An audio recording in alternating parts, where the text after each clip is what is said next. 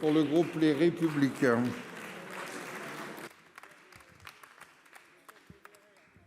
Donc Charles Pasqua avait raison.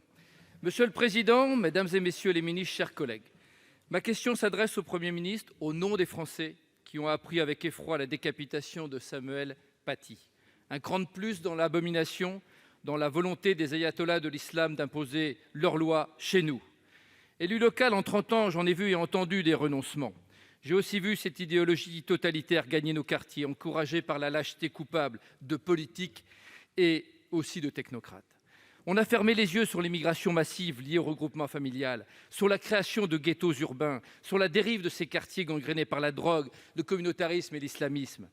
On a fermé les yeux sur la motivation réelle de certains migrants qui viennent pour porter la haine et le sang. On a fermé les yeux sur les coups de canif à la laïcité, les repas de substitution, les prières de rue, les couloirs dans les piscines, le port du voile dans l'espace public.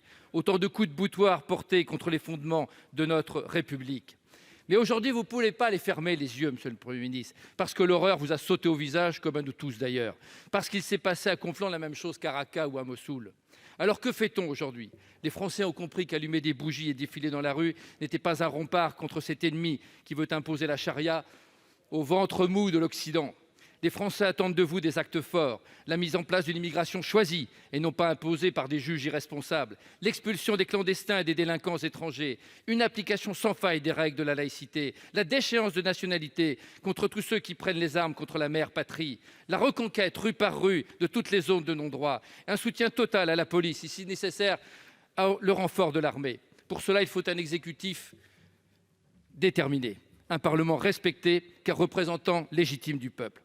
Ils ne passeront pas, a déclaré le Président de la République. Le combat a donc enfin commencé chez nous, espérons-le. Alors, monsieur le Premier ministre, dites-nous avec quelles armes nous allons combattre et comment nous pouvons gagner cette guerre. Plus de renoncement, des actes, s'il vous plaît.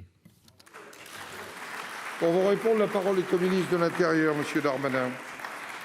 Monsieur le Président, Mesdames et Messieurs les sénateurs, Monsieur le sénateur Pemezec, si on peut être d'accord sur le constat, on peut différer sur quelques-unes de vos solutions.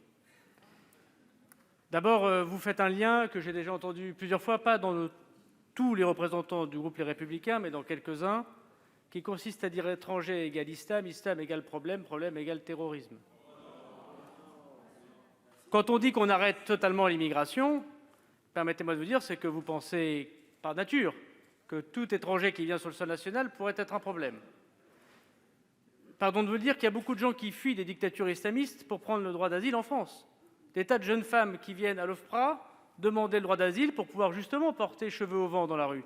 Et donc cette caricature, me semble-t-il, y compris d'immigration qui viennent de certains pays arabes, n'honore pas, y compris même l'idée que vous faites de l'affirmation de la laïcité et de la vocation universelle de la France. La deuxième des choses, c'est que s'il y a procès à faire sur les naturalisations, et je ne pense pas qu'il y ait procès à faire sur les naturalisations, c'est celui peut-être de la majorité, monsieur le sénateur, que nous avons soutenu, moi, jeune militant, vous, parlementaire. 84 000 naturalisations par an entre 2007 et 2012, 54 000 naturalisations par an sous le président Macron.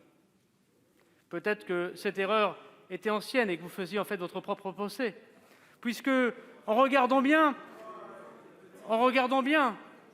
la famille de ce terroriste est arrivée en France sous le président Chirac.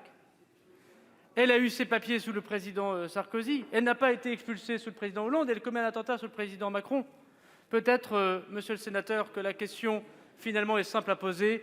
Les réponses sont difficiles, qu'il faut beaucoup de courage, sans doute, pour réparer beaucoup d'erreurs du passé.